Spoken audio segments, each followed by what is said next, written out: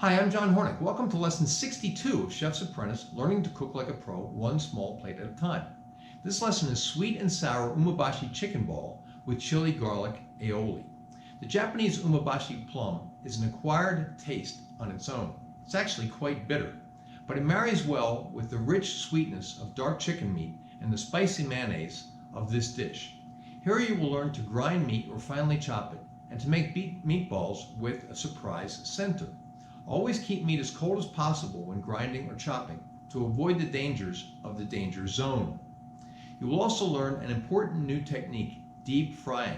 But be careful, hot oil is dangerous. It can seriously burn you, and if it gets too hot, it can actually catch fire, so be careful.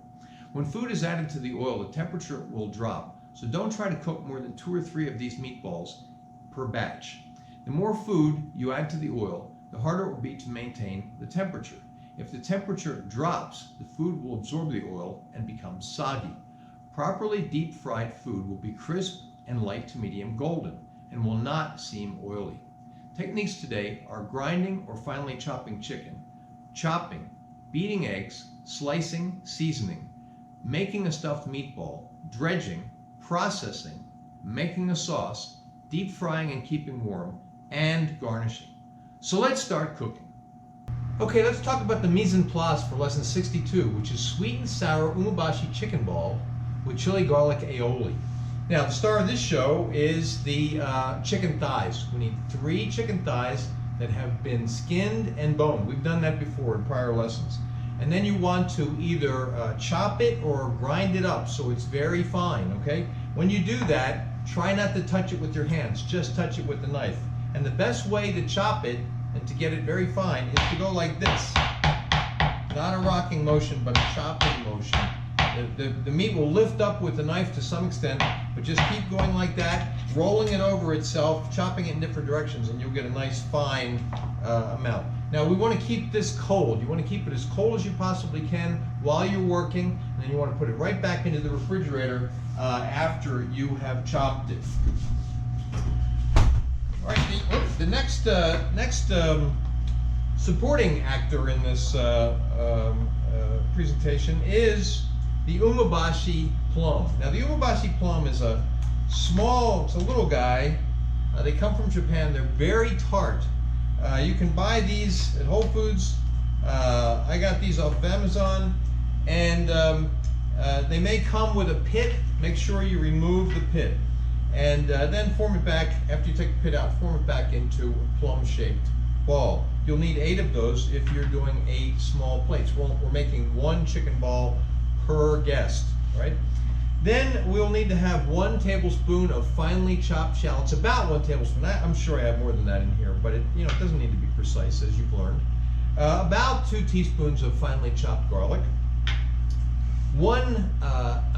2 eggs that have been lightly beaten. And I've already beaten them, but the way to do it is just put the egg into a stainless steel bowl, not too small a bowl. You want to have some room to move that fork back and forth, okay? And then just do kind of a circular motion in that egg, okay? Until it's nice and mixed together. All right, then we're going to need some flour for dredging. I've already put some on the sizzle plate. I'm going to be very judicious with this because flour is a little hard to come by right now. And we'll need some Panko breadcrumbs, and I'm just going to eyeball how much we might need when we get to that step. We'll need to have some lime slices. Now what you want to do is slice 1/8-inch slices of lime and then cut them in half so you have a half moon shape. You'll need to have 8 of these slices if you're making 8 balls, and so that would be, you'd have to have 8 of these half moons, so you need 4 slices.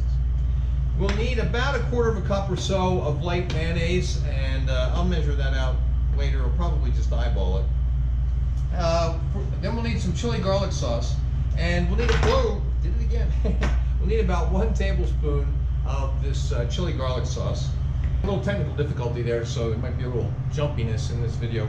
We'll need to have the juice of 1 lime. I've already juiced it.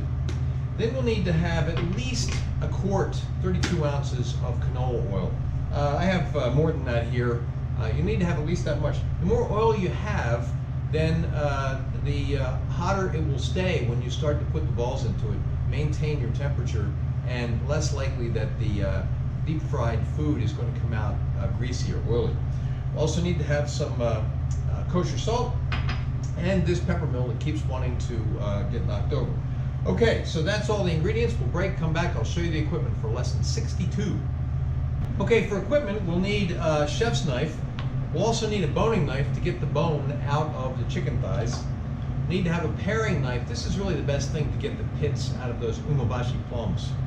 Need to have a fork to beat the eggs, a juicer to juice that lime.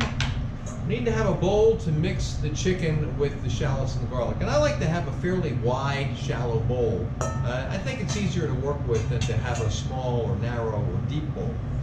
We need to have some dredging pans or plates so that we can do the egg wash, the flour, the egg wash, and the panko breadcrumbs. I already have the flour on one of these sizzle plates. And I'm going to use sizzle plates for the dredging, but you can use plates, all right? But by now you ought to have sizzle plates because we use them all the time. Then we'll need something to do the deep frying in. Now this is a deep frying pan with a basket, and I'm going to use that. But you could also you could use a decent sized saucepan. You're going to be putting at least a quart of oil in here, so you want a pan that can hold that much oil and then still have a lot of space at the top. You don't want the oil right up to the edge. That's kind of dangerous. You want to have the oil down in the pot. Okay, I'd say about halfway down in the pot. Then we need to have a bowl to mix the sauce and a spoon to mix it. A slotted spoon to get the balls out of the deep fryer. And then we'll need to have a cooling rack. And you can either put paper towels under it, but as you know, I don't use many paper towels because I want to keep my carbon footprint a little smaller. So I'll just put a kitchen towel underneath that rack, and then I'll wash it later. And then finally we'll need plates. We'll pick those later. That's all the equipment we need. We'll break, come back, and start cooking. Okay, the first thing on our prep list is to mix the chicken with the shallots and the garlic. So we're going to take the chicken, put it into a larger bowl. Then we're going to add in the shallots and the garlic.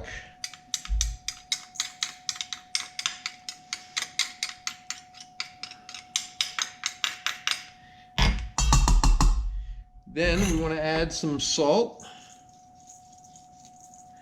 and some freshly ground black pepper. Now, we're going to mix this up with our hands. Make sure you wash your hands real well before you do it.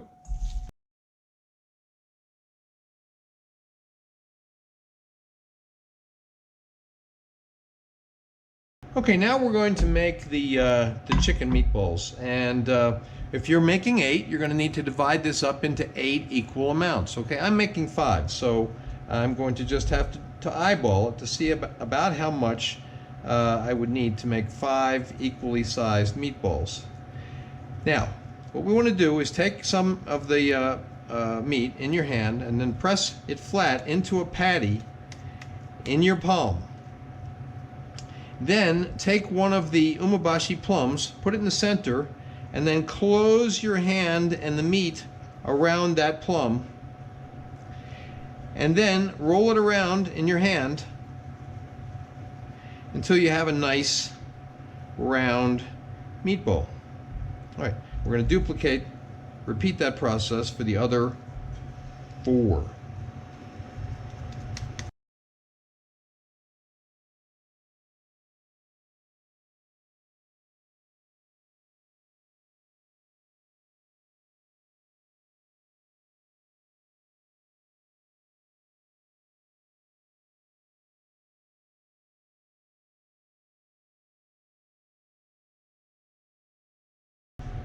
Now, I see that the little bit that I have left at the end here is a little bit small, right? So I'm going to take a little bit off of the first 2 meatballs and make myself a little bit larger patty there. Make that last meatball, and then I'm just going to reshape those first 2.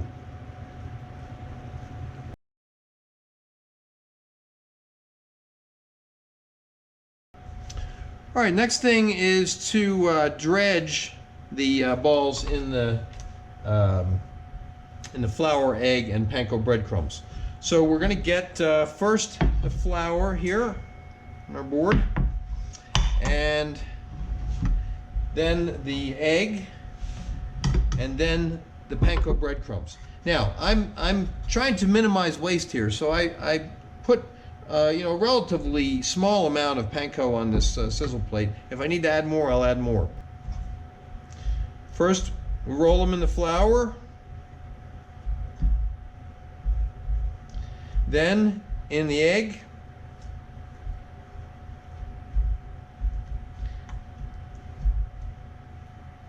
then the panko.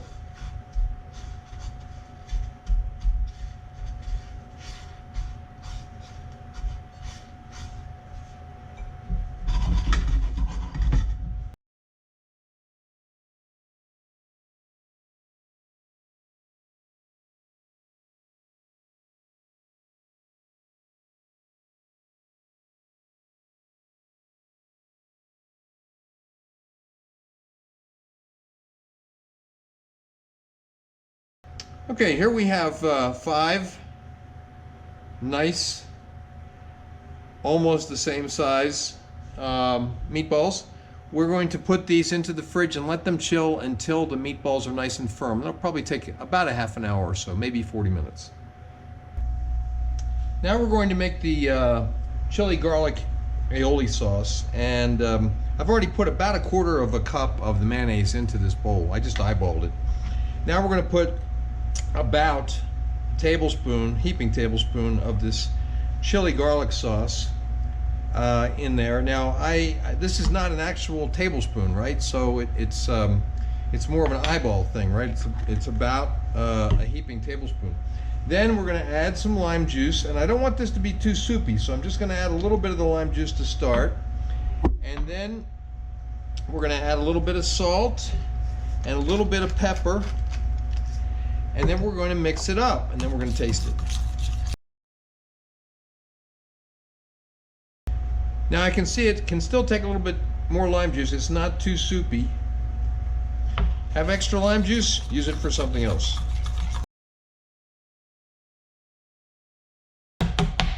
Now we're going to taste it. How do we know it's ready? Because it tastes good. Perfect. I don't think it needs more salt or pepper. This would be the time to do it, though. This would be the time to adjust the seasoning. And I don't think it needs any more lime juice. All right, now we're going to heat the oil. And we want this to be on medium heat. I don't want it to get, we want to be able to control the heat. If the flame is up too high, the oil will get hot faster. It'll be harder to, I want it to come up more at a gradual temperature. And I didn't mention at the beginning of the equipment, but we're going to use this candy thermometer or deep fry thermometer to check the temperature. We want to get it up to 350 degrees. Okay, make sure no water spatters in here, because it'll spatter out of there, and be very careful because the oil will be hot. Now, I said in the ingredients mise en place section you'd need at least 32 ounces of canola oil, or high smoke point oil. I'm actually using almost twice that amount. The more you have, the easier it's going to be to maintain the temperature. Temperature won't drop so much when you put the chicken balls in there, and if the temperature doesn't drop too much, then they won't get oily or greasy. Okay, our thermometer says that our temperature is up to 350 degrees, so we're going to add 2 of the chicken balls. I'm going to do 2 at, sorry, I'm going to do 2 at a time.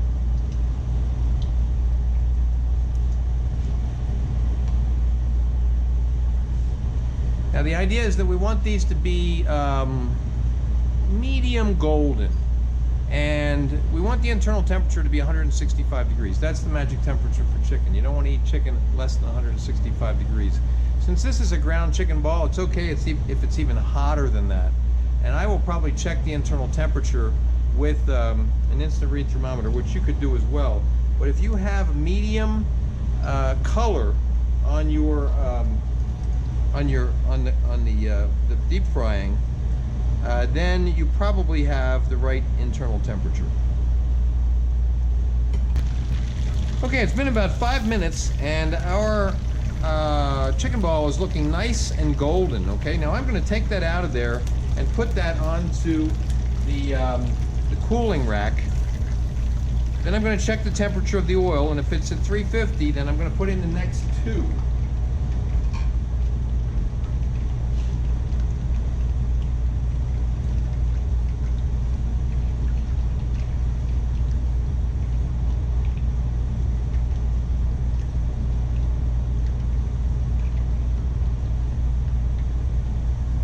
Okay, good. The temperature is just above 350. And when I drop in these chicken balls, it's going to drop the temperature a little bit.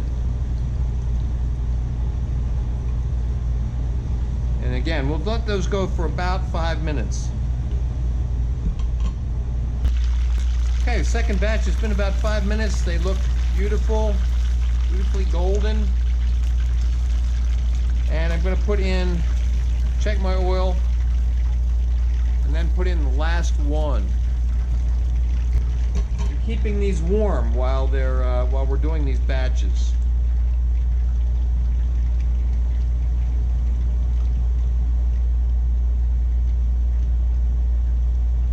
Good. Temperature's just above 350.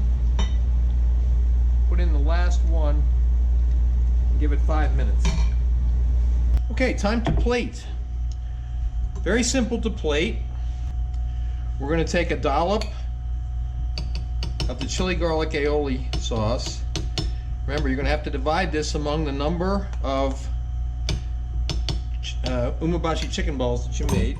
And then we're just going to place the chicken ball in the center of it and garnish it with a half moon of lime.